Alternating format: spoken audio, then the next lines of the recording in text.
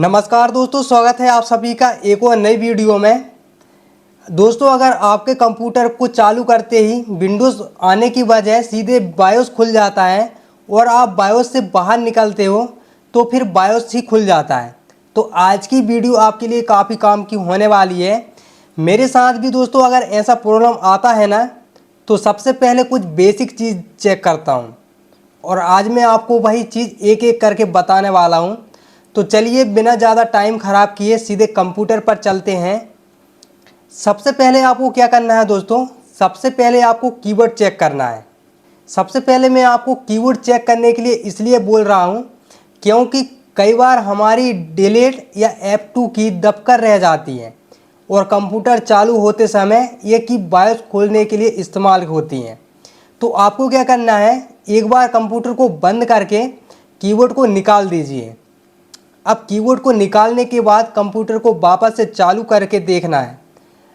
अब अगर बायोस नहीं खुल रहा है और विंडोज़ सही तरीके से चालू हो गया है तो समझ जाइए आपकी प्रॉब्लम कीबोर्ड में हो सकती है। इसमें एक दूसरा कीबोर्ड भी लगाकर चेक कर सकते हो। अब दूसरी सेटिंग में आपको बताता हूँ, बायोस में बूट सेटिंग चेक करना है आपको। तो देखिए, आपको कीबोर्ड पर एरो की को दबाना है और सीधे आपको आ जाना है। एरो की दबाते हुए आपको आना है बूट वाले ऑप्शन पर। अब यहाँ पर आने के बाद में आपको देखना है कि SSD या हार्ड डिस्क आपने लगाए हुए हैं तो यहाँ पर शो हो रहा है या नहीं हो रहा है। देखिए, अभी यहाँ पर मेरी SSD लगी हुई है, 128 GB शो हो रहा है, ठीक है। तो आपको क्या करना है, बूट करना है। बूट करने के लिए आपको SSD जिसमें आपका विंडोज़ इंस्टॉल है उसको आपको क्या करना है, बूट ऑप्शन 1 पर लेके जाना है, ठीक है। ले जाने के लिए आपको क्या करना है, नीचे एरो की दबाते हुए आपको आना है। आने के बाद में अब आपको यहाँ पर दिख रहा है, ठीक है, SSD 128 GB। तो आपको यहाँ पर जाना है, एक नंबर में इसको ले जाना है। ले जाने के लिए आपको यहाँ पर क्लिक करना है, ठीक है। इंटर प्रेस करेंगे। अब यहाँ पर आपको SSD को सिलेक्ट करना है। इस तरह से SSD को सिलेक्ट कर लीजिए। अब देखिए एक नंबर पर आ चुका है। अगर आपके SSD में विंडोज़ इंस्टॉल है, ठीक है, तो ये ऑटोमेटिक बूट करेगा। इसके लिए आपको क्या करना है, यहाँ पर F10 प्रेस कर देना है या आप पे एरो की दबाते हुए यहाँ पर आना है और सेव एंड रीसेट इसको इंटर कर देना है, ठीक है। F10 दबाकर भी आप शॉर्टकट कर सकते हो। अब दोस्तों आपका कंप्यूटर रिस्टार होगा। अगर बूट सेटिंग सही है तो आपके सीधे विंडोज़ खुल जाएगा।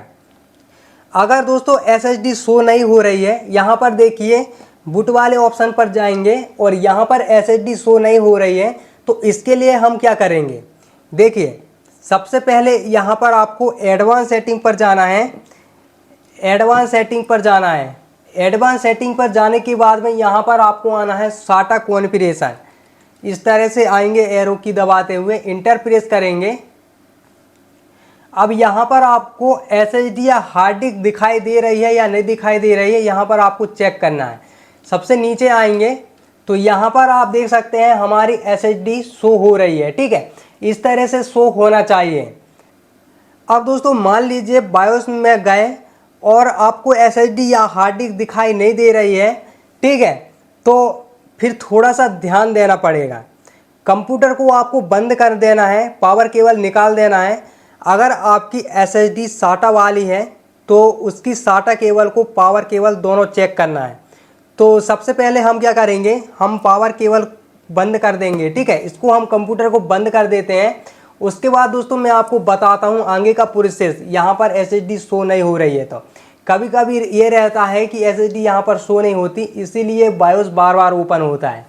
चलिए इसको सबसे पहले हम बंद करते हैं, पावर केबल निकालते हैं, फिर आगे का प्रोसेस मैं आपको बताता हूँ।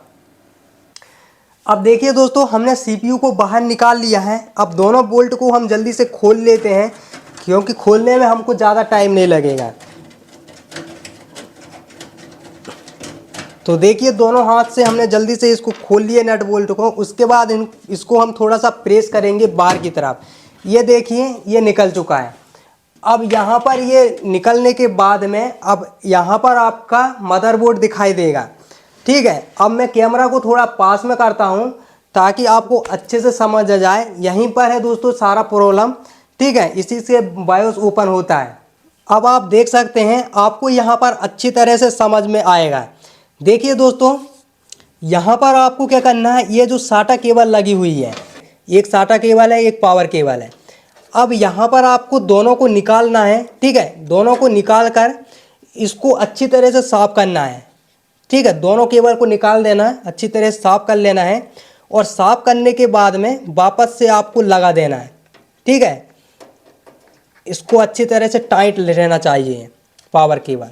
अब यहाँ पर इस तरह से हम साइड में रखते हैं इसको। अब यहाँ पर मैं आपको बताता हूँ, यहाँ पर आपको 4 पोर्ट देखने को मिलेंगे।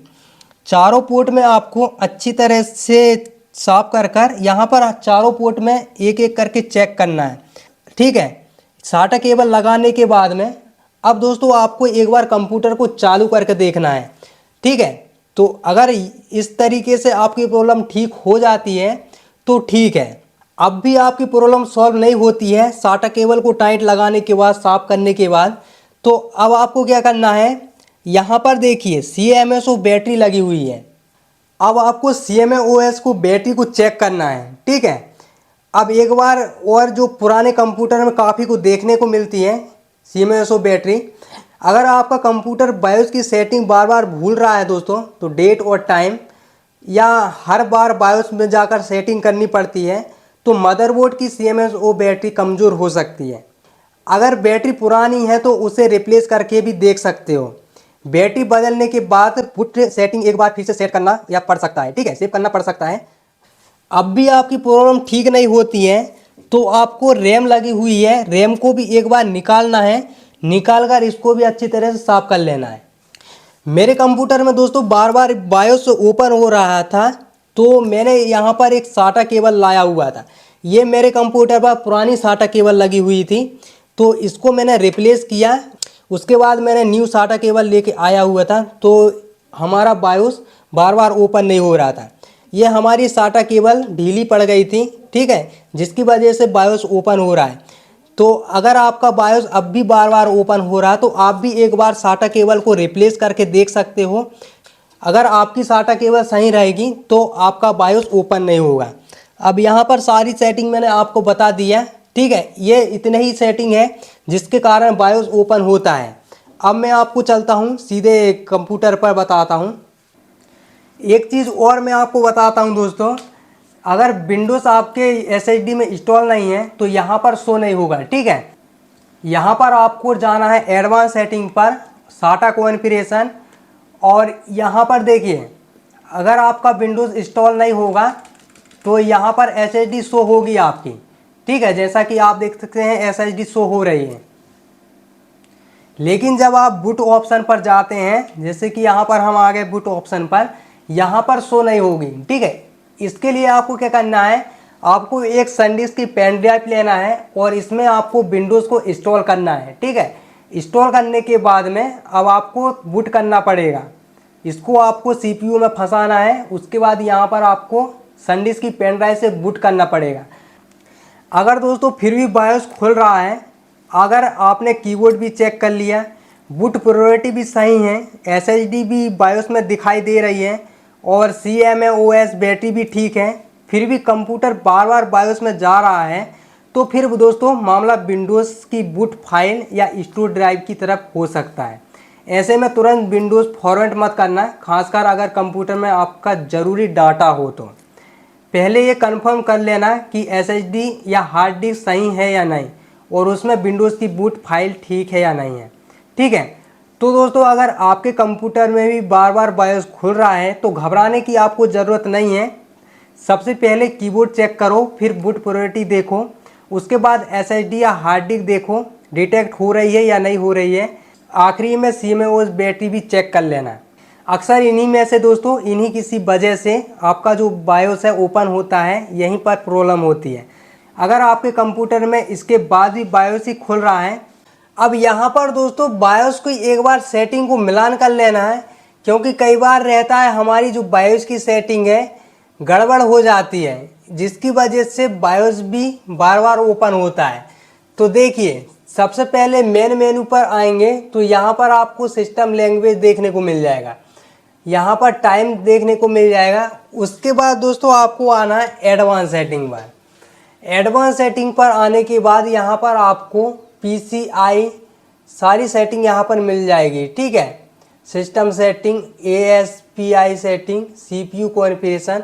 चलो यहाँ पर एक एक करके मैं आपको दिखा देता हूँ।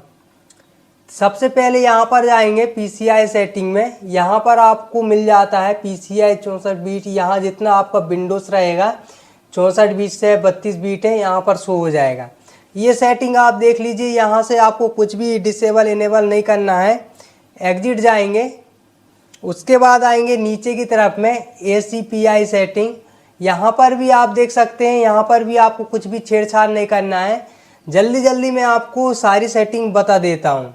उसके बाद आएंगे यहाँ पर CPU कॉन्फ़िगरेशन। यहाँ पर आपको सारी डिटेल मिल जाएगी CPU की, मतलब यहाँ पर जो भी है, कितना यहाँ पर लिखा हुआ है, डाटा कैच कितना कर रहा है, सारा कुछ यहाँ पर मिला लीजिएगा आप अपने कंप्यूटर से, ठीक है।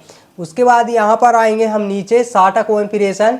यहाँ पर दोस्तों SATA कॉन्फ़िगरेशन, यहाँ पर आपकी SSD या हार्ड डिस्क शो होगी तो यहाँ पर शो हो जाएगी। ये SATA कॉन्फ़िगरेशन वाला मेन ऑप्शन है, यहीं से हमको पता चलता है कि SSD डिटेक्ट हो रही है या नहीं हो रही है, ठीक है। उसके बाद हम यहाँ से बैक आएंगे, अब जाएंगे USB कॉन्फ़िगरेशन।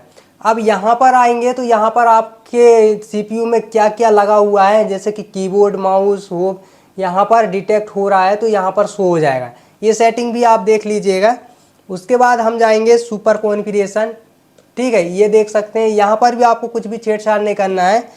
ये मेन सेटिंग में आपको बता रहा हूँ जिसकी वजह से ये होता है, ठीक है। ये देख सकते हैं इनेबल है सब कुछ। उसके बाद आपको चिपसेट में आएंगे तो यहाँ पर भी कुछ ज़्यादा छेड़छाड़ करने की ज़रूरत नहीं है। आप देख सकते हैं इनेबल है, तो यहाँ पर भी आपको कुछ नहीं करना है। यहाँ पर आएंगे बूट वाले ऑप्शन पर, यहाँ से आप बूट कर सकते हो, ठीक है। ये सारी सेटिंग आप देख लेना। उसके बाद आएंगे सिक्योरिटी पर। यहाँ से दोस्तों आप पासवर्ड डाल सकते हो बायोस पर, ठीक है। उसके बाद यहाँ पर अगर आप पासवर्ड डालना चाहो पासवर्ड डाल सकते हो। उसके बाद में आएंगे क्विक कंट्रोल। यहाँ पर भी आप देख सकते हैं सारी सेटिंग अगर आप चेंज कर रहे हो। चेंज करने के बाद आपको आना सेव एंड एग्जिट पर। अब यहाँ से आप सेव एंड एग्जिट कर सकते हैं, ठीक है। और अगर आपको कुछ भी छेड़छाड़ नहीं करना है, डिस्कार्ड, चेंज एंड रीसेट कर सकते हो। हमारा कंप्यूटर वापस से रिस्टार्ट होगा और ऑन हो जाएगा।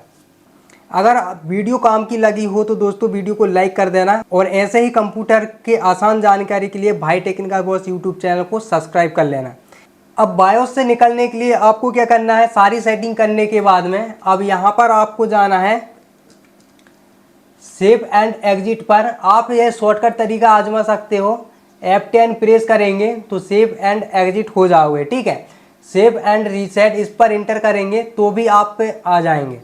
इसके बाद हम कुछ भी सेटिंग छेड़छाड़ नहीं करेंगे, डिस्कार्ड करेंगे इस तरह से और इंटर प्रेस करेंगे और एस पर प्रेस कर देंगे, ठीक है। ये देख सकते हैं आप, रिस्टार्ट होगा आपका कंप्यूटर और फिर से आ जाएगा जेब्रूनिस का मदरबोर्ड। उसके बाद देख सकते हैं हमारा जो कंप्यूटर है स्टार्ट हो चुका है। आप देख सकते हैं एक बार फिर से रिस्टार्ट होगा, उसके बाद फिर से वापस से स्क्रीन दिखाई देगी। अब आप देख सकते हैं वापस से हम आ चुके हैं हमारे कंप्यूटर पर। मिलते हैं अगली वीडियो में, तब तक के लिए धन्यवाद।